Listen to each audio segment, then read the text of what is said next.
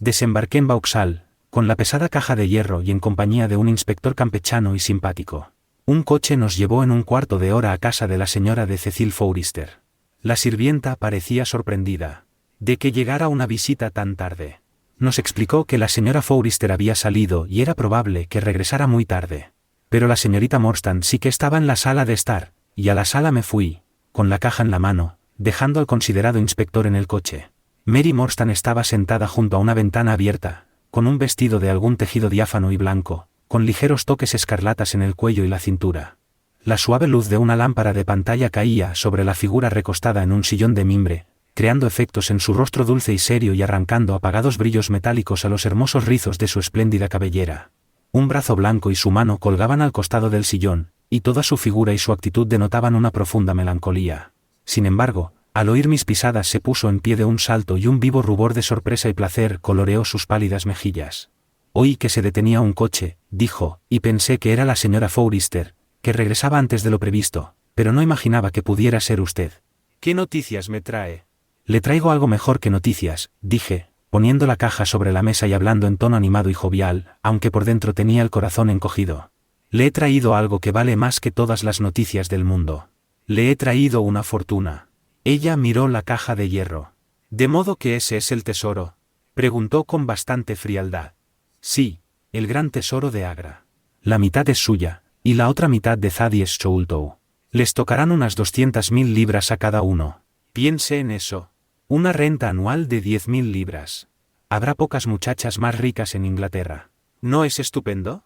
Es bastante posible que me excedieran mis manifestaciones de alegría y que ella detectara un tonillo falso en mis felicitaciones, porque vi que alzaba un poco las cejas y me miraba con curiosidad. Si lo he conseguido, dijo, ha sido gracias a usted. No, respondí. A mí, no. Gracias a mi amigo Sherlock Holmes. Aunque hubiera puesto en ello toda mi voluntad, yo jamás habría podido seguir un rastro que incluso ha puesto a prueba su genio analítico. Lo cierto es que casi se nos escapan en el último momento. Por favor, siéntese y cuéntemelo todo, doctor Watson, dijo ella. Le relaté en pocas palabras lo ocurrido desde la última vez que la vi, el nuevo método de búsqueda empleado por Holmes, la localización del Aurora, la aparición de Athelney Jones, nuestra expedición nocturna y la frenética persecución Támesis abajo. Ella escuchaba la narración de nuestras aventuras con los labios entreabiertos y los ojos brillantes. Cuando mencioné el dardo que nos había fallado por tan poco, se puso tan pálida que temí que estuviera a punto de desmayarse. No es nada, dijo, mientras yo me apresuraba a servirle un poco de agua. Ya estoy bien. Es que me horroriza saber que he puesto a mis amigos en un peligro tan espantoso. Eso ya terminó, respondí. No tuvo importancia. Ya no le contaré más detalles macabros. Pensemos en algo más alegre. Aquí está el tesoro. ¿Puede existir algo más alegre? Conseguí que me autorizaran a traerlo aquí, porque pensé que le interesaría ser la primera en verlo. Me interesa muchísimo, dijo. Pero no había ningún entusiasmo en su voz. Estaba claro que consideraba que habría sido una descortesía por su parte mostrarse indiferente ante un premio que tanto había costado ganar. ¡Qué caja tan bonita!, dijo, inclinándose sobre ella. Hecha en la India, supongo. Sí, artesanía de Benarés. ¿Y cuánto pesa?, exclamó, intentando levantarla. La caja sola ya debe valer algo. ¿Y la llave? Esmal la tiró al Támesis, respondí. Tendré que usar este atizador de la señora Forrester. En la parte delantera de la caja había un pasador ancho y grueso con la forma de un Buda sentado. Metí el extremo del atizador por debajo e hice palanca hacia afuera. El pasador saltó con un fuerte chasquido. Levanté la tapa con dedos temblorosos y los dos nos quedamos mirando atónitos. La caja estaba vacía. No era de extrañar que pesara tanto. Las planchas de hierro medían más de 1,5 centímetros de espesor. Era un cofre sólido, bien construido y resistente, como si lo hubieran fabricado expresamente para transportar objetos de gran valor, pero en su interior no había ni rastro de joyas o metales preciosos. Estaba completa y absolutamente vacío. El tesoro ha desaparecido, dijo la señorita Morstan tranquilamente. Al oír aquellas palabras y darme cuenta de lo que significaban, me pareció que en mi alma se disipaba una enorme sombra. Hasta aquel momento, cuando por fin se hubo esfumado, no me había dado cuenta de hasta qué punto me había tenido abrumado aquel tesoro de Agra. Sin duda aquello era egoísta, desleal, injusto, pero lo único que yo veía era que había desaparecido la barrera de oro que nos separaba. Gracias a Dios, exclamé. Ella me miró con una rápida e inquisitiva sonrisa. ¿Por qué dice eso?, preguntó. Porque ahora está usted otra vez a mi alcance, dije, tomándola de la mano. Ella no la retiró.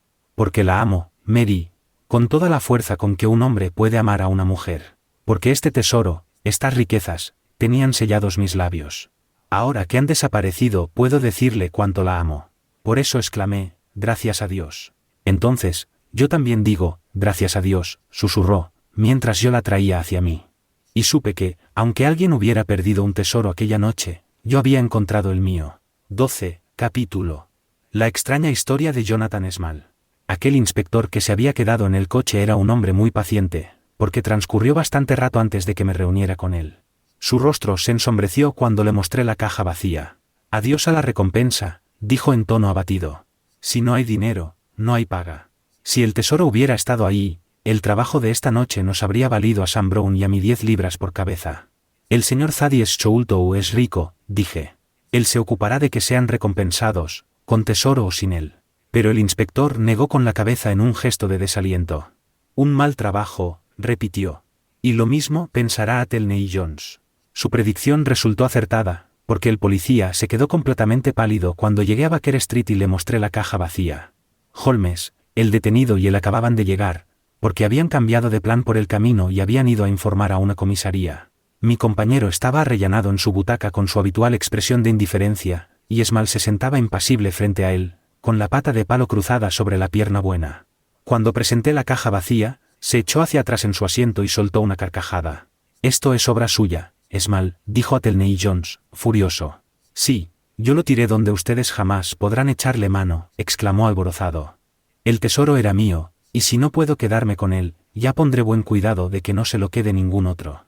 Les aseguro que ningún ser viviente tiene derecho a él, con excepción de 3 hombres que cumplen condena en el presidio de Andemen y de mí mismo. Me consta que yo ya no podré aprovecharlo, y sé que ellos tampoco. En todo momento he actuado en su nombre, tanto como en el mío propio. Siempre hemos sido fieles al signo de los 4.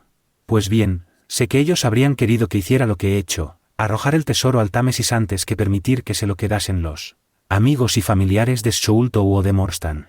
No le hicimos a Ahmad lo que le hicimos para enriquecerlos a ellos. Encontrarán ustedes el tesoro en el mismo sitio que la llave y que al pobre Tonga. Cuando vi que su lancha nos iba a alcanzar, escondí el botín en lugar seguro. No hay rupias para ustedes en este viaje. Usted nos quiere engañar, Small, dijo Athelney Jones en tono firme. Si hubiera querido tirar el tesoro al Támesis, le habría resultado más fácil tirarlo con caja y todo. Más fácil para mí tirarlo, y más fácil para ustedes recuperarlo, respondió Small, con una astuta mirada de soslayo. Un hombre lo bastante listo como para seguirme la pista tiene que ser también lo bastante listo como para sacar una caja de hierro del fondo de un río. Pero ahora que las joyas están esparcidas a lo largo de unas 5 millas, puede que le resulte más difícil. La verdad es que me rompió el corazón tirarlas. Estaba medio loco cuando ustedes nos alcanzaron. Pero de nada sirve lamentarse. He pasado buenos y malos momentos en mi vida, pero he aprendido a no arrepentirme de nada. Este es un asunto muy serio, Small, dijo el inspector. Si hubiera usted ayudado a la justicia, en lugar de burlarla de este modo, habría tenido más posibilidades a favor en su juicio. La justicia. Se burló el expresidiario. Bonita justicia. ¿A quién pertenecía ese botín sino a nosotros? ¿Dónde está la justicia en que se lo regale a quien no ha hecho nada por ganárselo? Miren cómo me lo gané yo. 20 largos años en aquel pantano plagado de fiebres, trabajando todo el día en los manglares y encadenado toda la noche en las mugrientas barracas de los presos, comido por los mosquitos, atormentado por la fiebre intermitente, sufriendo los abusos de todos aquellos malditos policías negros, encantados de poder ajustarle las cuentas a un blanco. Así me gané el tesoro de Agra, y ustedes me hablan de justicia porque no puedo soportar la idea de haber pagado este precio solo para que otro lo disfrute. Antes me dejaría colgar una docena de veces, o que me clavaran en la piel uno de los dardos de Tonga, que vivir en una celda de la cárcel sabiendo que otro vive cómodamente en un palacio con el dinero que debería haber sido mío. Small había dejado caer su máscara de estoicismo, y todo este discurso lo soltó en un furioso torbellino de palabras, con los ojos echando llamas y haciendo chocar las esposas con los apasionados movimientos de sus manos. Al contemplar la furia y el ardor de aquel hombre, comprendí que no era nada infundado ni ridículo el terror que se había apoderado del mayor Choultou al enterarse de que el agraviado presidiario le seguía la pista. «Olvida usted que no sabemos nada de todo eso», dijo Holmes tranquilamente. No conocemos su historia y no podemos decir hasta qué punto pudo estar la justicia de su parte en un principio. Mire, señor, usted me habla con mucha amabilidad, aunque me doy perfecta cuenta de que es a usted a quien debo estos grilletes que llevo en las muñecas. Aún así, no le guardo rencor por ello. Ha jugado limpio, con las cartas encima de la mesa. Si quiere escuchar mi historia, no tengo ningún motivo para callármela. Lo que le voy a contar es la pura verdad, hasta la última palabra. Gracias, puede dejar el vaso aquí, a mi lado, y arrimaré los labios si tengo sed. Yo soy de Worcestershire, nacido cerca de Peshawar. Apuesto a que si se pasan por allí, encuentran un montón de gente apellidada Small. Muchas veces he pensado en ir a echar un vistazo por allá, pero la verdad es que nunca fui un motivo de orgullo para la familia, y dudo de que se alegraran mucho de verme. Son todos gente respetable, que va a la iglesia, pequeños granjeros, conocidos y respetados en toda la región, y yo siempre fui un bala perdida. Por fin, cuando tenía unos 18 años, dejé de causarles problemas, porque me metí en un lío por culpa de una chica y la única manera que encontré de salir fue aceptando el salario de la reina, alistándome en el tercero de casacas amarillas, que estaba a punto de partir hacia la India. Sin embargo, no estaba destinado a ser soldado mucho tiempo. Apenas había aprendido el paso de la oca y el manejo del mosquete cuando cometí la tontería de ponerme a nadar en el Ganges. Tuve la suerte de que John Holder, el sargento de mi compañía, que era uno de los mejores nadadores de todo el ejército, estuviera también en el agua en aquel momento. Cuando estaba en medio del río, un cocodrilo me atacó y me arrancó la pierna derecha tan limpiamente como lo habría hecho un cirujano. Con el susto y la pérdida de sangre, me desmayé, y me habría ahogado si Holder no me hubiera sostenido y llevado a la orilla. Pasé 5 meses en el hospital y cuando por fin pude salir renqueando con esta pata de palo sujeta al muñón, me encontré dado de baja en el ejército e incapacitado para cualquier ocupación activa. Como podrán imaginar, aquello fue un golpe muy duro. Sin haber cumplido aún los 20 años, me veía convertido en un inválido. No obstante, al poco tiempo mi desgracia resultó ser una bendición disfrazada. Un hombre llamado Abel Witte, que se había establecido allí para cultivar añil, buscaba un capataz que supervisara a sus peones y se ocupara de que trabajaran.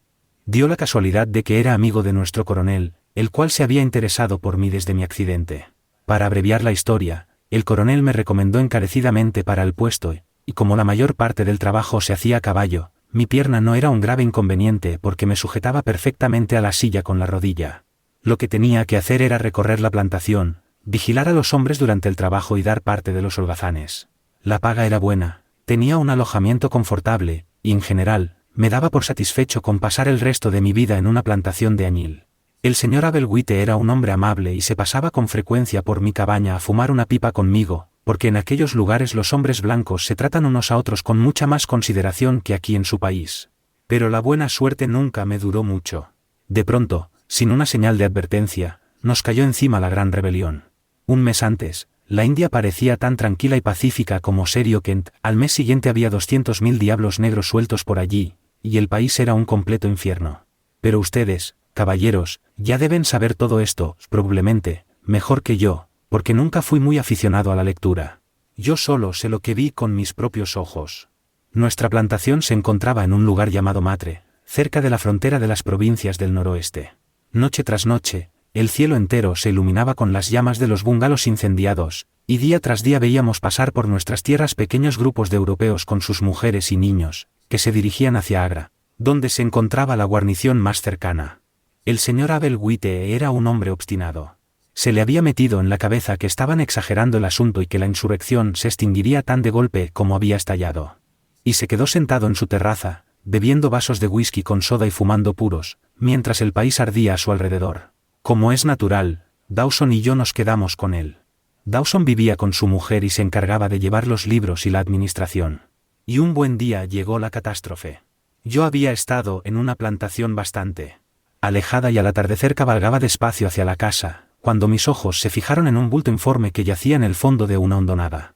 Descendí a caballo para ver lo que era y se me heló el corazón al descubrir que se trataba de la mujer de Dawson, cortada en tiras y medio devorada por los chacales y perros salvajes. Un poco más adelante, en la carretera, estaba el propio Dawson caído de bruces y completamente muerto, con un revólver vacío en la mano y 4 cipayos tendidos uno sobre otro delante de él. Tiré de las riendas de mi caballo, preguntándome hacia dónde debía dirigirme, pero en aquel momento vi una espesa columna de humo que se elevaba del bungalow de Abel Witte, de cuyo tejado empezaban a surgir llamas. Comprendí que ya no podía hacer nada por mi patrón, y que interviniendo no lograría más que perder yo también la vida. Desde donde me encontraba podía ver cientos de aquellos demonios morenos, todavía vestidos con sus casacas rojas, bailando y aullando en torno a la casa en llamas. Algunos señalaron hacia mí y un par de balas pasaron silbando junto a mi cabeza, así que emprendí la huida a través de los arrozales y aquella misma noche me puse a salvo dentro de los muros de Agra. Sin embargo, pronto quedó claro que allí tampoco se estaba muy seguro. El país entero estaba revuelto como un enjambre de abejas. Allí donde los ingleses conseguían reunirse en pequeños grupos, podían mantener el terreno justo hasta donde alcanzaban sus fusiles. En todos los demás sitios eran fugitivos indefensos. Fue una lucha de millones contra centenares, y lo más sangrante del asunto era que aquellos hombres contra los que luchábamos, infantería, caballería y artillería, eran nuestras propias tropas selectas, soldados a los que habíamos enseñado y preparado nosotros, que manejaban nuestras propias armas y utilizaban nuestros propios toques de corneta. En Agra estaban el tercero de fusileros bengalíes, algunos sikhs, 2 compañías de caballería y una batería de artillería. Se había formado también un cuerpo voluntario de empleados y comerciantes, y a él me incorporé con mi pata de palo y todo. A principios de julio hicimos una salida para enfrentarnos con los rebeldes en Sagunje, y los hicimos retroceder por algún tiempo, pero se nos acabó la pólvora y tuvimos que volver a refugiarnos en la ciudad. De todas partes nos llegaban las peores noticias, lo cual no es de extrañar, porque si miran ustedes el mapa verán que nos encontrábamos en el corazón mismo del conflicto. Lucknow está a poco más de 100 millas al este, y Camper aproximadamente a la misma distancia por el sur. En cualquier dirección de la brújula no había más que torturas, matanzas y atrocidades. Agra es una gran ciudad, en la que proliferan toda clase de fanáticos y feroces adoradores del demonio. Nuestro puñado de hombres habría estado perdido en sus estrechas y tortuosas calles. Así pues, nuestro jefe decidió cruzar el río y tomar posiciones en el viejo fuerte de Agra. No sé si alguno de ustedes, caballeros, habrá leído o oído algo acerca de aquel viejo fuerte. Es un sitio muy extraño, el más extraño que he visto, y eso que he estado en rincones de los más raros. En primer lugar, tiene un tamaño enorme. Yo creo que el recinto debe abarcar varias hectáreas. Hay una parte moderna, donde se instaló toda la guarnición, las mujeres, los niños, las provisiones y todo lo demás, y aún sobraba cantidad de sitio. Pero la parte moderna no es nada, comparada con el tamaño de la parte vieja, donde no iba nadie, y que había quedado abandonada a los escorpiones y los ciempiés. Está toda llena de grandes salas vacías, pasadizos tortuosos y largos pasillos que tuercen a un lado y a otro, de manera que es bastante fácil perderse allí. Por esta razón, casi nunca se metía nadie por aquella parte, aunque de vez en cuando se enviaba un grupo con antorchas a explorar. El río pasa por la parte de delante del viejo fuerte, que así queda protegida, pero por los lados y por detrás hay muchas puertas, y naturalmente, había que vigilarlas, tanto en la parte vieja como en la que ocupaban nuestras tropas. Andábamos escasos de personal y apenas disponíamos de hombres suficientes para controlar las esquinas del edificio y atender los cañones. Así pues, nos resultaba imposible montar una fuerte guardia en cada una de las innumerables puertas. Lo que hicimos fue organizar un cuerpo de guardia central en medio del fuerte y dejar cada puerta a cargo de un hombre blanco y 2 o 3 nativos. A mí me escogieron para vigilar durante ciertas horas de la noche una puertecilla aislada, en la fachada sudoeste del edificio. Pusieron bajo mi mando a 2 soldados sikhs y se me ordenó que si ocurría algo disparase mi mosquete, asegurándome que inmediatamente llegaría ayuda desde el cuerpo de guardia central. Pero como el cuerpo de guardia se encontraba a sus buenos 200 pasos de distancia, y el espacio intermedio estaba formado por un laberinto de pasadizos y corredores, yo tenía grandes dudas de que la ayuda pudiera llegar a tiempo en caso de un verdadero ataque. La verdad es que yo me sentía bastante orgulloso de que me hubieran confiado aquella pequeña posición de mando, siendo como era un recluta sin experiencia, y encima cojo. Durante 2 noches monté guardia con mis punjabíes. Eran unos tipos altos y de aspecto feroz, llamados Mehammed Singh y Abdullah Khan, ambos veteranos combatientes que habían empuñado las armas contra nosotros en Chilianwale.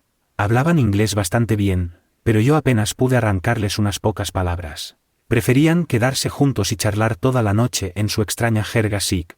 Yo solía situarme fuera de la puerta, contemplando el ancho y ondulante río y el centelleo de las luces de la gran ciudad. El redoblar de los tambores, el batir de los timbales y los gritos y alaridos de los rebeldes, ebrios de opio y de van, bastaban para que nos acordáramos durante toda la noche de los peligrosos vecinos que teníamos al otro lado del río. Cada 2 horas, el oficial de noche recorría todos los puestos de guardia para asegurarse de que todo iba bien. La tercera noche de mi guardia era oscura y tenebrosa, con una fina y pertinaz llovizna.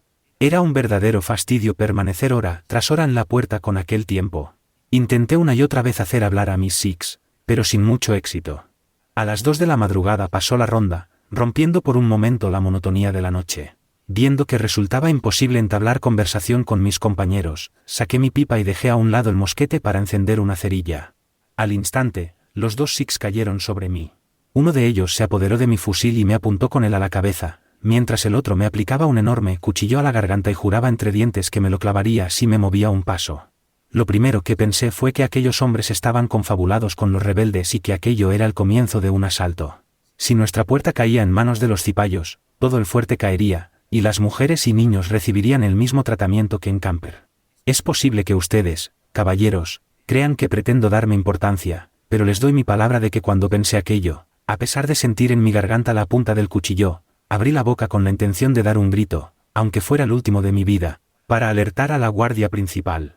El hombre que me sujetaba pareció leer mis pensamientos, porque cuando yo tomaba aliento susurró: «No hagas ningún ruido. El fuerte está seguro. No hay perros rebeldes a este lado del río». Se notaba en su voz que decía la verdad, y supe que si levantaba la voz era hombre muerto. Podía leerlo en los ojos castaños de aquel hombre. Así que aguardé en silencio, hasta enterarme de lo que querían de mí. «Escúchame, Sahib», dijo el más alto y feroz de los 2, al que llamaban Abdullah Khan. «O te pones de nuestra parte ahora mismo o tendremos que hacerte callar para siempre. El riesgo que corremos es demasiado grande para que vacilemos. O te unes a nosotros en cuerpo y alma, jurando sobre la cruz de los cristianos, o esta noche tu cuerpo irá a parar al foso y nosotros nos pasaremos a nuestros hermanos del ejército rebelde. No hay término medio. ¿Qué eliges, la vida o la muerte? Solo podemos darte 3 minutos para decidir, porque el tiempo corre y todo tiene que hacerse antes de que vuelva a pasar la ronda». «¿Cómo puedo decidir?», dije. «No me habéis explicado lo que queréis de mí. Pero os aseguro desde ahora que si es algo contra la seguridad del fuerte, no quiero saber nada del asunto y podéis clavarme el cuchillo en cuanto queráis». «No se trata de nada contra el fuerte», dijo él. «Solo te pedimos que hagas lo que todos tus compatriotas vienen a hacer a esta tierra. Te proponemos que te hagas rico. Si te unes a nosotros esta noche, te juramos sobre este cuchillo desenvainado, y con el triple juramento que ningún sikh ha roto jamás, que tendrás tu parte equitativa del botín. 1/4 parte del tesoro será tuya. No podemos hacer una oferta más justa». «Pero, ¿de qué tesoro me hablas?», pregunté. «Estoy tan dispuesto a hacerme rico como podáis estarlo vosotros, pero tenéis que decirme cómo vamos a lograrlo». «Entonces, ¿estás dispuesto a jurar por los huesos de tu padre, por el honor de tu madre, por la cruz de tu religión, que no levantarás la mano ni dirás una palabra contra nosotros, ni ahora ni después?» «Lo juraré», dije, «siempre que el fuerte no corra peligro. En tal caso, mi compañero y yo juraremos que tendrás 1/4 parte del tesoro, que dividiremos a partes iguales entre nosotros 4. No somos más que 3, dije yo. «No. Dastarber debe recibir su parte. Te contaremos la historia mientras lo esperamos. Quédate en la puerta, Mehammed Singh, y avisa cuando lleguen. El asunto es el siguiente, Sahib, y te lo cuento porque sé que los feringués se sienten obligados por sus juramentos y que podemos confiar en ti. Si fueras un embustero hindú, aunque hubieras jurado por todos los dioses de sus falsos templos, tu sangre habría corrido por mi cuchillo y tu cuerpo estaría ya en el agua. Pero los sikhs conocemos a los ingleses y los ingleses conocen a los sikhs. Escucha, pues, lo que voy a decirte. En las provincias del norte hay un rajá que posee muchas riquezas, aunque sus tierras son pequeñas. Gran parte la heredó de su padre, y mucho más lo reunió él mismo, porque es un hombre de carácter ruin, más propenso a acaparar oro que a gastarlo. Cuando estalló la revuelta, quiso estar a bien con el león y con el tigre, con los cipayos y con el gobierno de la compañía. Sin embargo, poco después empezó a creer que se acercaba el fin de los hombres blancos, porque las noticias que le llegaban de todas partes no hablaban más que de su muerte y su derrota. Aún así, como era hombre precavido, trazó sus planes de manera que, pasara lo que pasara, le quedara al menos la mitad de su tesoro. Todo el oro y la plata los guardó consigo en las bóvedas de su palacio, pero las piedras más preciosas y las perlas más perfectas que poseía las metió en un cofre de hierro y se las confió a un sirviente de confianza, para que éste, disfrazado de mercader, las trajera a la fortaleza de Agra, donde estarían a salvo hasta que vuelva a haber paz. Así, si triunfan los rebeldes, él conservará su dinero, pero si vence la compañía, salvará sus joyas. Después de dividir así su tesoro, se sumó a la causa de los cipayos, porque estos eran los más fuertes en torno a sus fronteras. Fíjate, Sahib, en que al hacer esto, su propiedad se convierte en botín legítimo de los que se han mantenido leales. Este falso mercader, que viaja bajo el nombre de Ahmad, se encuentra ahora en la ciudad de Agra y pretende entrar en el fuerte. Lleva como compañero de viaje a mi hermano de leche, Dastagber, que conoce su secreto. Dastagber le ha prometido guiarle esta noche a una puerta lateral del fuerte, y ha elegido esta para sus propósitos. Está a punto de llegar, y aquí nos encontrará a Mehammed Sin y a mí aguardándolo. Es un lugar solitario y nadie se enterará de su llegada. El mundo no volverá a saber del mercader Ahmad, pero el gran tesoro del Rajá se dividirá entre nosotros. ¿Qué dices a eso, Sahib? En Worcestershire, la vida de un hombre parece algo importante y sagrado, pero la cosa es muy diferente cuando estás rodeado de fuego y sangre y te has acostumbrado a tropezar con la muerte en cada esquina. Que Ahmad el mercader viviera o muriera me tenía completamente sin cuidado, pero al oír hablar del tesoro se me había animado el corazón y pensé en lo que podría hacer con él en mi tierra, en la cara que pondría mi familia al ver que el vástago inútil regresaba con los bolsillos repletos de monedas de oro. Así que ya había tomado mi decisión. Sin embargo, Abdullah Khan, creyendo que aún vacilaba, insistió todavía un poco más. Ten en cuenta, Sahib, dijo, que si este hombre cae en manos del comandante, este le hará ahorcar o fusilar, y sus joyas pasarán a poder del gobierno, sin que nadie salga ganando ni una rupia. Pues bien, si lo atrapamos nosotros, ¿por qué no íbamos a hacer también lo demás? Las joyas estarán igual de bien con nosotros que en las arcas de la compañía. Hay suficiente para convertirnos a los 4 en hombres ricos y poderosos. Nadie sabrá nada del asunto, porque estamos aislados de todos. ¿Puede haber una oportunidad mejor? Así pues, Sahib, dime otra vez si estás con nosotros o si debemos considerarte como un enemigo. Estoy con vosotros en cuerpo y alma, dije. Está bien, respondió él, devolviéndome mi fusil. Ya ves que nos fiamos de ti, porque creemos que, igual que nosotros, no faltarás a tu palabra. Ahora solo tenemos que esperar a que lleguen mi hermano y el mercader. ¿Sabe tu hermano lo que vais a hacer? Pregunté. El plan es suyo. Él lo ha ideado. Vamos a la puerta a montar guardia junto a Mehammed Sin. La lluvia seguía cayendo insistentemente, porque nos encontrábamos al comienzo de la estación lluviosa. Densas y oscuras nubes cruzaban por el cielo y resultaba difícil ver más allá de un tiro de piedra. Delante de nuestra puerta se abría un profundo foso, pero estaba casi seco por algunos lugares y era fácil cruzarlo. Me parecía extraño encontrarme allí con aquellos 2 feroces punjabíes, aguardando a un hombre que se encaminaba hacia la muerte. De pronto, mis ojos captaron el brillo de una linterna sorda al otro lado del foso. Desapareció entre los montículos de tierra y volvió a aparecer, acercándose despacio a nuestra posición. Ahí están, exclamé. Tú les darás el alto, Sahib, como de costumbre, susurró Abdullah. Que no sospeche nada. Envíalo adentro con nosotros y nosotros haremos el resto mientras tú te quedas aquí de guardia. Ten preparada la linterna, para estar seguros de que es nuestro hombre. La vacilante luz continuaba acercándose, deteniéndose unas veces y avanzando otras, hasta que pude distinguir 2 figuras oscuras al otro lado del foso. Las dejé descender por el terraplén, chapotear a través del fango y trepar hasta la mitad del camino a la puerta, y entonces les di el alto. ¿Quién va? Dije con voz apagada. Somos amigos, me respondieron. Descubrí mi linterna y proyecté un chorro de luz sobre ellos. El primero era un sikh enorme, con una barba negra que le llegaba casi hasta la faja. No siendo en una feria, jamás he visto un hombre tan alto. El otro era un tipo bajo y gordo, con un gran turbante amarillo, que llevaba en la mano un bulto envuelto en un chal. Parecía estar temblando de miedo, porque retorcía las manos como si tuviera fiebre y giraba constantemente la cabeza derecha e izquierda, escudriñando con sus ojillos relucientes y parpadeantes, como un ratón al aventurarse fuera de su madriguera.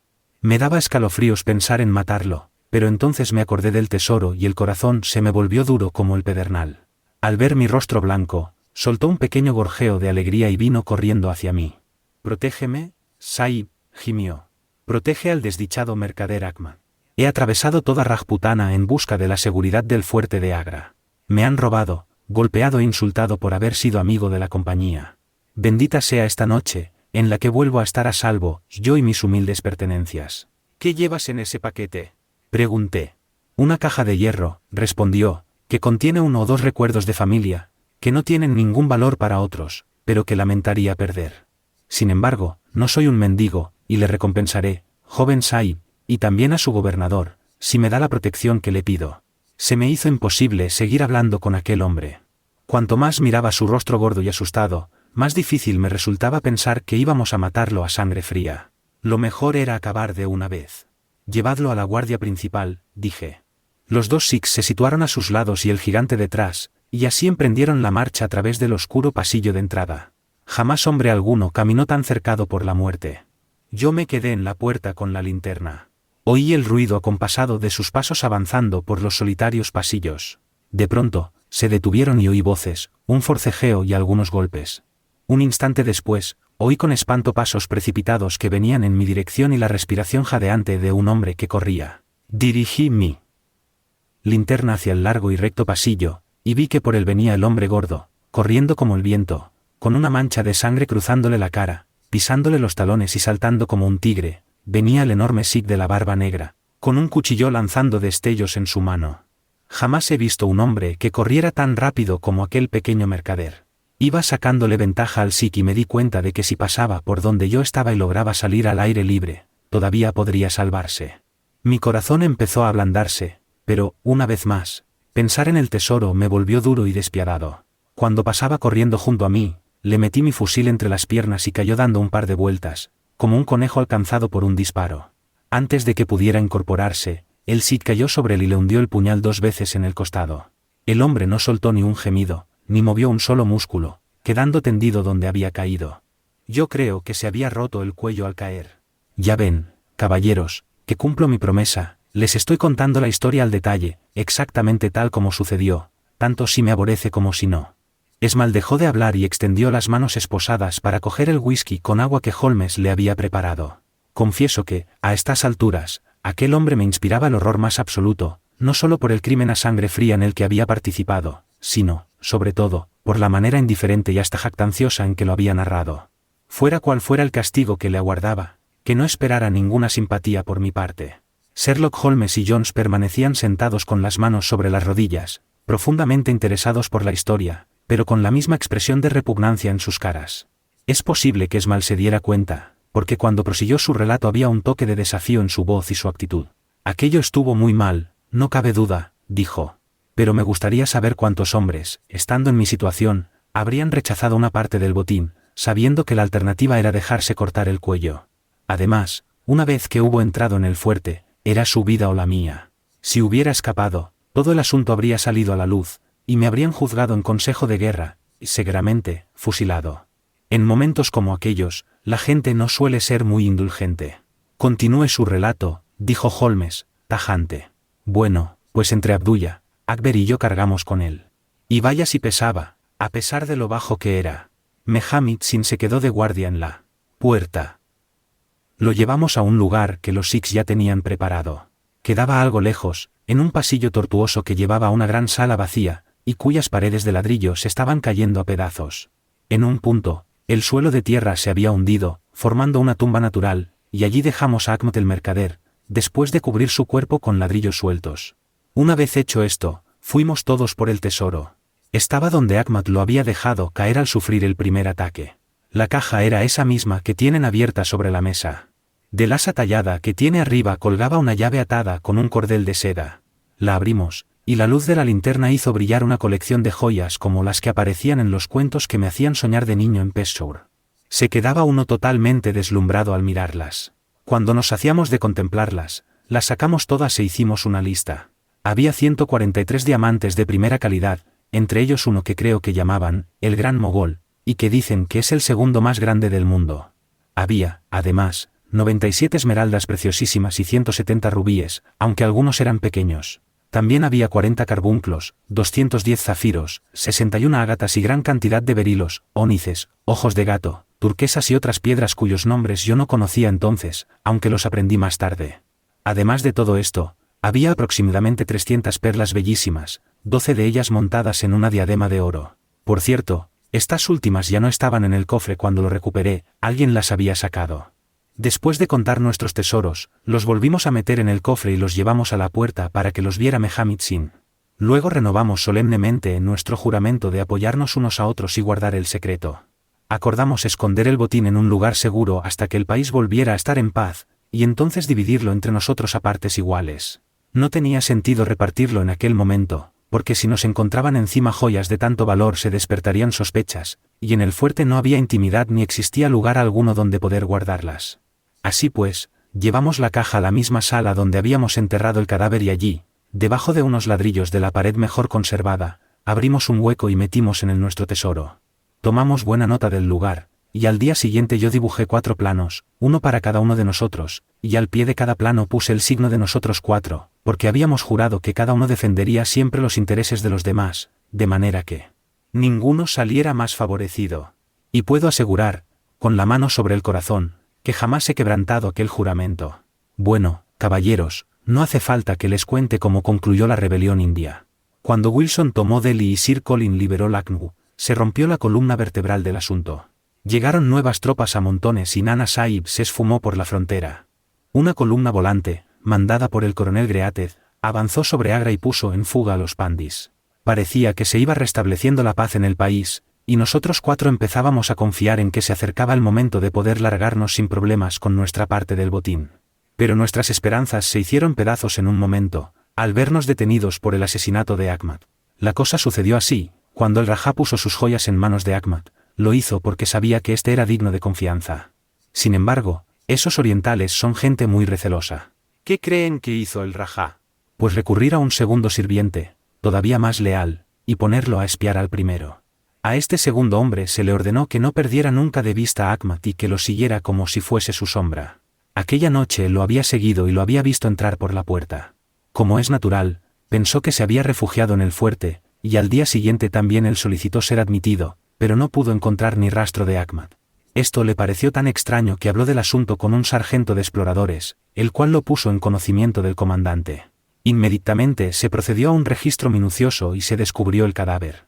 Y de este modo, justo cuando creíamos estar a salvo, los 4 fuimos detenidos y llevados a juicio por asesinato, 3 de nosotros por haber estado de guardia en la puerta aquella noche, y el 4 porque se sabía que había acompañado a la víctima. Durante el juicio no se dijo ni una palabra acerca de las joyas, porque el Rajá había sido derrocado y desterrado de la India, así que nadie tenía un interés particular por ellas.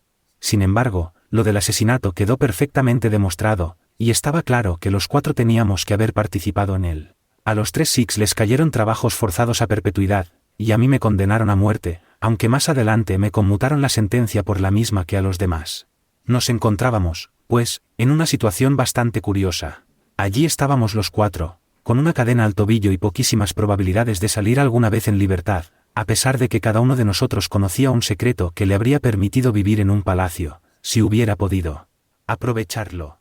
Era como para volverse loco de rabia, tener que aguantar las patadas y los puñetazos de todos aquellos fantasmones, tener que alimentarnos de arroz y agua, cuando fuera teníamos aquella fastuosa fortuna, aguardando que la recogiéramos. Aquello podría haberme vuelto loco, pero siempre fui bastante tozudo, así que aguanté y esperé a que llegara mi momento. Y por fin me pareció que el momento había llegado. Me trasladaron desde Agra a Madrás, y de allí a la isla de Blair, en las Andamán. En aquella prisión hay muy pocos presos blancos y como yo me porté bien desde el principio, no tardé en convertirme en una especie de privilegiado. Se me asignó una cabaña en Hope Town, que es un poblado pequeño en la ladera del monte Harriet, y me dejaron prácticamente a mi aire. Es un lugar horrible e infecto, y todo él, excepto los pequeños claros donde vivíamos, está plagado de salvajes caníbales, siempre dispuestos a dispararnos un dardo envenenado si les dábamos ocasión. Teníamos que cavar, abrir zanjas, plantar ñame y otra docena de actividades, de manera que nos manteníamos bastante ocupados todo el día, pero por la noche disponíamos de algo de tiempo libre. Entre otras cosas, aprendí a preparar y administrar medicinas para ayudar al médico, y adquirí ligeras nociones de su ciencia. Me mantenía en constante alerta por si surgía una oportunidad de escapar, pero aquello está a cientos de millas de la tierra más próxima y en aquellos mares apenas sopla el viento, de modo que la fuga resultaba terriblemente difícil. Nuestro médico, el doctor Somerton, era un joven vividor y aficionado al juego, y los demás funcionarios jóvenes se reunían por la noche en sus habitaciones para jugar a las cartas. La enfermería, donde yo solía preparar las medicinas, estaba al lado de su cuarto de estar, y había una ventanita que comunicaba las 2 habitaciones. Muchas noches, cuando me sentía solo, apagaba la lámpara de la enfermería y me quedaba allí, escuchando lo que decían y viéndolos jugar. A mí también me gustan las partidas de cartas, y mirarlos era casi tan entretenido como jugar uno mismo. Además del médico, allí iban el mayor Sholto, el capitán Morstan y el teniente Bramley Brown, que estaban al mando de las tropas nativas, y también 2 o 3 funcionarios de prisiones, unos viejos zorros que jugaban un juego fino, astuto y seguro. Formaban una cuadrilla muy apañadita. Pues bien, pasaba una cosa que enseguida me llamó la atención, y era que los militares solían perder siempre y los civiles ganaban. Mire que no estoy diciendo que hicieran trampas, pero lo cierto es que ganaban. Aquellos Funcionarios de prisiones apenas habían hecho otra cosa que jugar a las cartas desde que llegaron a las Andamán, y conocían al dedillo el juego de los demás, mientras que los militares jugaban solo para pasar el rato y manejaban las cartas de cualquier manera. Noche tras noche, los militares se iban empobreciendo, y cuanto más perdían, más ansiosos estaban por jugar. Al que peor le iba era al mayor Sholto. Al principio, solía pagar en billetes y monedas de oro, pero pronto empezó a firmar pagarés, y por grandes sumas. A veces ganaba unas cuantas manos, lo suficiente para cobrar ánimos, y entonces la suerte se volvía contra él, peor que nunca. Se pasaba el día andando de un lado a otro con un humor de perros, y empezó a beber mucho más de lo que le convenía. Una noche, perdió aún más de lo habitual. Yo estaba sentado en mi cabaña cuando él y el capitán Morstan pasaron tambaleándose, camino de sus aposentos. Los dos eran amigos íntimos y no se separaban nunca. El mayor iba rabiando por sus pérdidas. Esto se acabó, Morstan, iba diciendo al pasar ante mi cabaña. Tendré que enviar mi dimisión. Estoy en la ruina. Tonterías, amigo mío, dijo el otro, palmeándole la espalda. A mí también me ha ido mal, pero... Eso fue todo lo que oí, pero fue suficiente para ponerme a pensar. Un par de días después, el mayor Sholto fue a dar un paseo por la playa y aproveché la oportunidad para hablar con él. Me gustaría pedirle un consejo, señor, dije. Bien, Esmal, ¿de qué se trata?, preguntó, sacándose el puro de la boca. Quería preguntarle, señor, ¿cuál sería la persona más indicada para hacerle entrega de un tesoro escondido? Yo sé dónde hay un botín que vale $500,000 y como yo no puedo aprovecharlo, he pensado que tal vez lo mejor sería entregárselo a las autoridades competentes, y de ese modo es posible que me redujeran la condena. ¿500,000, Esmal?, jadeó, mirándome con fijeza para asegurarse de que hablaba en serio. Eso mismo, señor. En joyas y perlas. Está a disposición de quien vaya a cogerlo. Y lo más curioso del caso es que el auténtico propietario está fuera de la ley y no puede reclamar sus propiedades, de manera que pertenece al primero que llegue. Pertenece al gobierno, Esmal, al gobierno, balbuceó. Pero lo dijo sin demasiada convicción y yo supe en el fondo de mi corazón que lo tenía atrapado. Entonces, señor, ¿cree que debería dar la información al gobernador general?, pregunté muy tranquilo. Bueno, no debe usted precipitarse, porque luego podría arrepentirse. Cuéntemelo todo, Esmal. Deme más detalles. Le conté toda la historia, con ligeras alteraciones para que no pudiera identificar los lugares. Cuando terminé mi relato, se quedó completamente inmóvil, pensando intensamente. Por el modo en que le temblaba el labio, me di perfecta cuenta de que en su interior se libraba una lucha. Este es un asunto muy importante, Esmal, dijo por fin. Lo mejor es que no le diga una palabra a nadie. Pronto volveremos a hablar. 2 noches después, el mayor vino a mi cabaña en mitad de la noche, alumbrándose con una linterna y acompañado por su amigo, el capitán Morstan. Esmal, quiero que el capitán Morstan oiga esa historia de sus propios labios, dijo. Yo la repetí tal como la había contado la vez anterior. Suena auténtico, ¿verdad?, dijo. Parece lo bastante bueno como para hacer algo al respecto. El capitán Morstan asintió. Mire usted, Esmal, dijo el mayor. Mi amigo y yo hemos estado hablando del asunto y hemos llegado a la conclusión de que, a fin de cuentas, ese secreto suyo no puede considerarse competencia del gobierno, sino que es un asunto privado, y usted, desde luego, tiene derecho a disponer de él como mejor le parezca. Ahora, la pregunta es, ¿qué precio pediría usted? Si nos pusiéramos de acuerdo en las condiciones, podría interesarnos hacernos cargo del asunto, al menos, tomarlo en consideración. Procuraba hablar en tono frío y despreocupado, pero le brillaban los ojos de excitación y codicia. En cuanto a eso, caballeros, respondí, procurando también mostrarme frío, pero sintiéndome tan excitado como él, solo hay un trato que pueda hacer un hombre en mi situación. Quiero que ustedes me ayuden a conseguir la libertad, y que hagan lo mismo con mis 3 compañeros. Entonces los aceptaremos en la sociedad y les daremos una 1/5 parte para que se la repartan entre ustedes.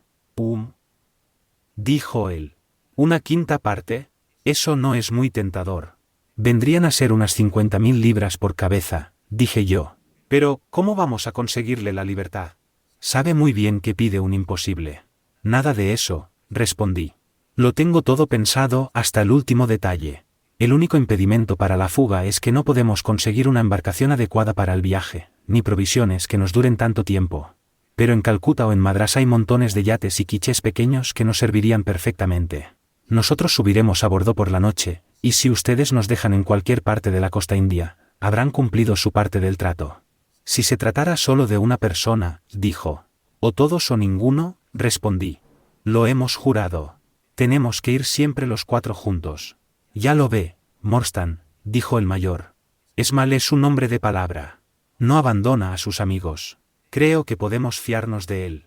Es un negocio sucio, respondió el otro. Pero, como tú dices, ese dinero nos sacaría a flote perfectamente. Muy bien, Esmal, dijo el mayor, supongo que tendremos que aceptar sus condiciones. Pero, como es natural, antes tendremos que comprobar la veracidad de su historia. Dígame dónde está escondida la caja y yo solicitaré un permiso e iré a la India en el barco mensual de suministros, para investigar el asunto.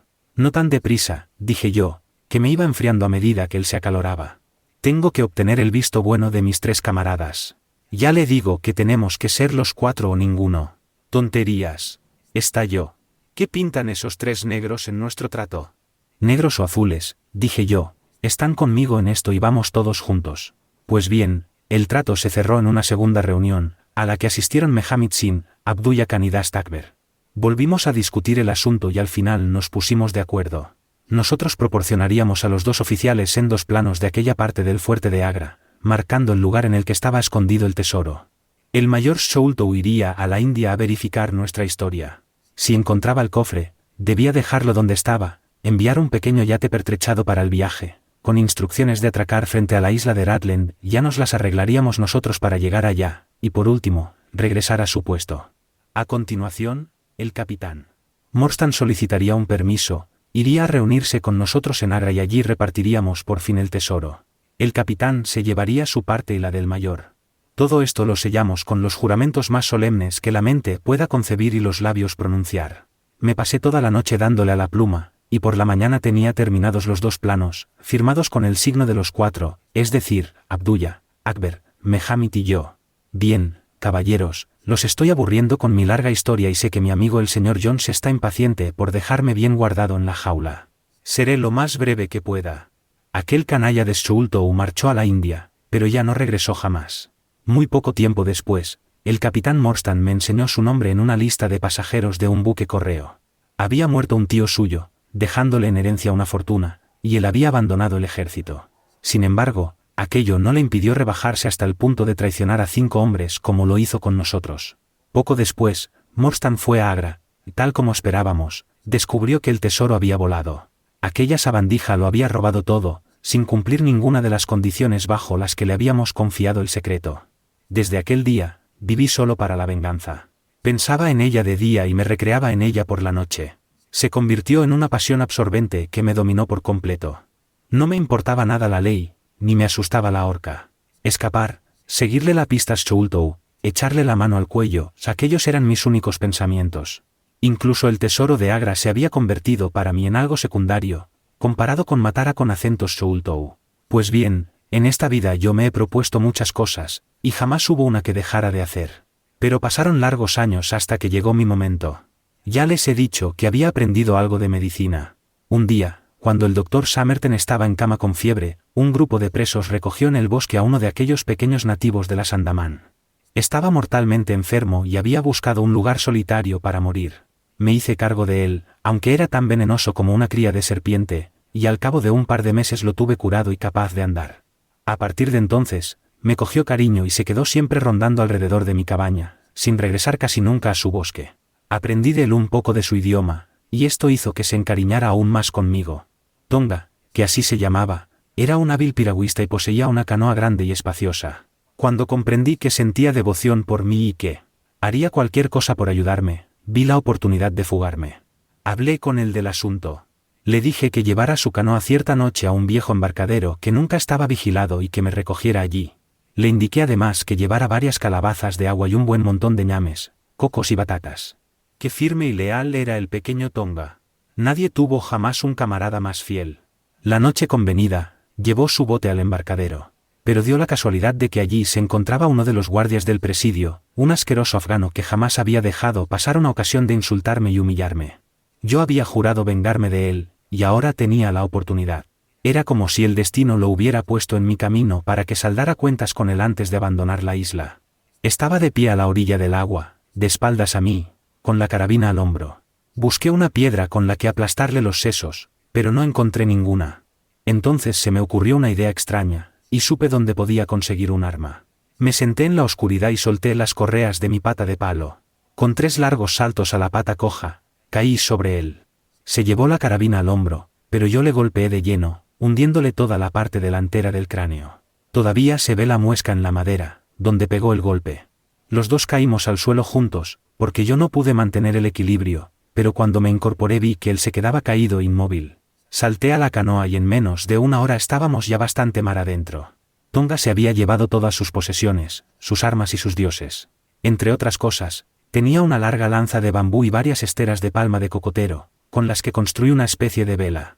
Navegamos sin rumbo fijo durante 10 días, confiando en la suerte, y al 11º nos recogió un barco mercante que iba de Singapur a Jeddah con un pasaje de peregrinos malayos.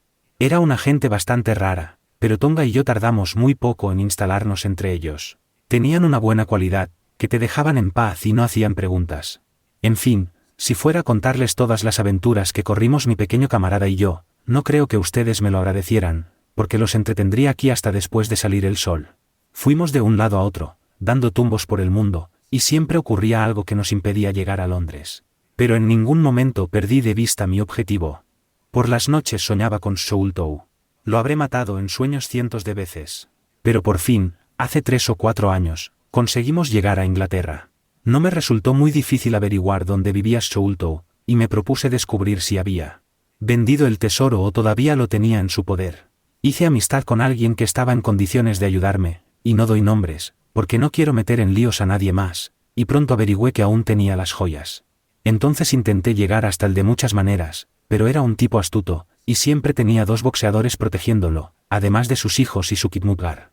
Sin embargo, un día me avisaron de que se estaba muriendo. Corrí inmediatamente a su jardín, enloquecido al pensar que se me iba a escapar de las manos de aquella manera. Miré por la ventana y lo vi tendido en su cama, con uno de sus hijos a cada lado. Estaba dispuesto a entrar y enfrentarme a los 3, pero justo en aquel momento vi que se le desplomaba la mandíbula y comprendí que había muerto. A pesar de todo, aquella misma noche entré en su habitación y registré sus papeles para ver si había dejado alguna constancia de dónde estaban escondidas las joyas. Sin embargo, no encontré nada y tuve que marcharme, frustrado y enfurecido a más no poder. Antes de retirarme, se me ocurrió que si alguna vez volvía a ver a mis amigos Sikhs, les agradaría saber que había dejado alguna señal de nuestro odio, así que garabateé el signo de los 4, igual que en el plano, y se lo clavé en el pecho con un alfiler. No podíamos permitir que lo llevaran a la tumba sin algún recuerdo de los hombres a los que había robado y engañado. Por aquella época nos ganábamos la vida exhibiendo al pobre Tonga, en ferias y sitios así, como el caníbal negro. Comía carne cruda y bailaba su danza de guerra, y al final de la jornada siempre teníamos el sombrero lleno de peniques. Seguía al corriente de todo lo que sucedía en el pabellón Pondicherry, y durante varios años no hubo novedades, aparte de que continuaban buscando el tesoro. Pero por fin llegó la noticia que tanto tiempo llevaba esperando: habían encontrado el tesoro. Estaba en el piso alto de la casa, en el laboratorio de química del señor Bartolomé Sholto. Me fui para allá de inmediato y eché un vistazo al sitio, pero no vi manera de llegar hasta él con mi pata de palo. Sin embargo, me enteré de que había una trampilla en el tejado y me informé de la hora a la que cenaba el señor Sholto. Me pareció que, con ayuda de Tonga, podía conseguirlo con facilidad. Lo llevé allí y le enrollé a la cintura una cuerda larga. Tonga trepaba como un gato y no tardó en alcanzar el tejado. Pero la mala suerte quiso que Bartolomé Sholto se encontrara aún en su habitación, y eso le costó caro. Tonga pensaba que había hecho algo muy inteligente al matarlo, porque cuando yo llegué arriba trepando por la cuerda, lo encontré pavoneándose, orgulloso como un pavo real. Y qué sorpresa se llevó cuando lo azoté con el cabo de la cuerda y lo maldije, llamándole diablo sediento de sangre. Cogí la caja del tesoro y la descolgué por la ventana. Luego bajé yo, pero antes dejé el signo de los 4 sobre la mesa, para que se supiera que las joyas habían vuelto por fin a manos de los que más derecho tenían a ellas. Entonces Tonga recogió la cuerda, cerró la ventana y salió por donde había entrado. Creo que no tengo más que contarles. Había oído a un barquero hablar de lo veloz que era la lancha de Smith, la Aurora, y pensé que nos vendría muy bien para escapar. Me puse de acuerdo con el viejo Smith, y pensaba pagarle una fuerte suma si nos llevaba a salvo a nuestro barco. Supongo que Smith se daba cuenta de que aquí había gato encerrado, pero no sabía nada de nuestro secreto. Esta es toda la verdad, y si se la he contado no ha sido para divertirlos, ya que ustedes me han jugado una mala pasada, sino porque creo que mi mejor defensa consiste en no ocultar nada y dejar que todos sepan lo mal que se portó conmigo el mayor Sholto y lo inocente que soy de la muerte de su hijo. Un relato extraordinario, dijo Sherlock Holmes. Un cierre apropiado para un caso sumamente interesante. En la última parte de su narración no había nada nuevo para mí, excepto lo de que llevó usted la cuerda. Eso no lo sabía. Por cierto, tenía la esperanza de que Tonga hubiera perdido todos sus dardos, pero se las arregló para dispararnos uno en la lancha. Los había perdido todos, excepto el que llevaba montado en la cerbatana. Ah, claro, dijo Holmes. No se me había ocurrido. ¿Hay algún otro detalle que deseen preguntarme? Preguntó el preso en tono afable. Creo que no, gracias, respondió mi compañero. Bien, Holmes, dijo Athelney Jones. Ya le hemos dado gusto y todos sabemos que es usted un entendido en crímenes, pero el deber es el deber y ya he llegado bastante lejos haciendo lo que usted y su amigo me pidieron. Estaré más tranquilo cuando haya puesto a buen recaudo a nuestro narrador. El coche aún espera y tengo 2 inspectores abajo. Les estoy muy agradecido por su ayuda. Como es natural, tendrán que asistir al juicio. Buenas noches. Buenas noches, caballeros, dijo Jonathan Small. Usted delante, Small, dijo el prudente Jones al salir de la habitación. Pienso poner especial cuidado en que no me aporree con su pata de palo, como dice que le hizo aquel caballero en las Islas Andaman. Bien, con esto termina nuestro pequeño drama, comenté, después de que hubiéramos estado un buen rato fumando en silencio. Me temo que esta puede ser la última investigación en la que tenga ocasión de estudiar sus métodos. La señorita Morstan me ha hecho el honor de aceptarme como futuro marido. Holmes dejó escapar un gemido de lamentación. Me temía algo así, dijo. Y, sinceramente, no puedo felicitarle. Me sentí un poco ofendido. ¿Tiene algún motivo para que le desagrade mi elección? Pregunté. No, en absoluto. Opino que es una de las muchachas más encantadoras que he conocido, y podría haber resultado muy útil en un trabajo como el nuestro. Posee verdadero talento para estas cosas. Fíjese en cómo conservó el plano de Agra, seleccionándolo entre todos los demás papeles de su padre. Pero el amor es una cosa emotiva, y todo lo emotivo es contrario a la razón pura y serena, que yo valoro por encima de todo lo demás. Yo nunca me casaría, porque eso podría condicionar mi buen juicio. Confío, dije, echándome a reír, en que mi buen juicio logre sobrevivir a esta prueba. Pero le veo fatigado. Sí, ya me viene la reacción. Durante la próxima semana estaré más flojo que un trapo. Es extraño, dije, como alternan en usted periodos de lo que en otra persona podríamos llamar vagancia con arranques de energía y vigor deslumbrantes. Sí, respondió. Llevo dentro de mi materiales para hacer un vago de campeonato y también un tipo de lo más activo. A veces me acuerdo de aquella frase del viejo Goethe, Schade, das die Turnuren en Mensch jues dir Schuf, barra diagonal den Sumburdigen Manwar und zum Schelmen der Staff. Y por cierto, volviendo al asunto de Norwood, ya ve usted que, como yo sospechaba, tenían un cómplice en la casa, que no puede ser otro que el Alrao, el mayordomo. Así pues, a Jones le corresponde en exclusiva el honor de haber capturado al menos un pez en su gran redada. El reparto me parece tremendamente injusto, comenté. Usted ha hecho todo el trabajo en este asunto. Yo he conseguido una esposa, Jones se lleva el mérito. ¿Quiere decirme que le queda a usted? A mí, dijo Sherlock Holmes, me queda todavía el frasco de cocaína. Y levantó su mano blanca y alargada para cogerlo.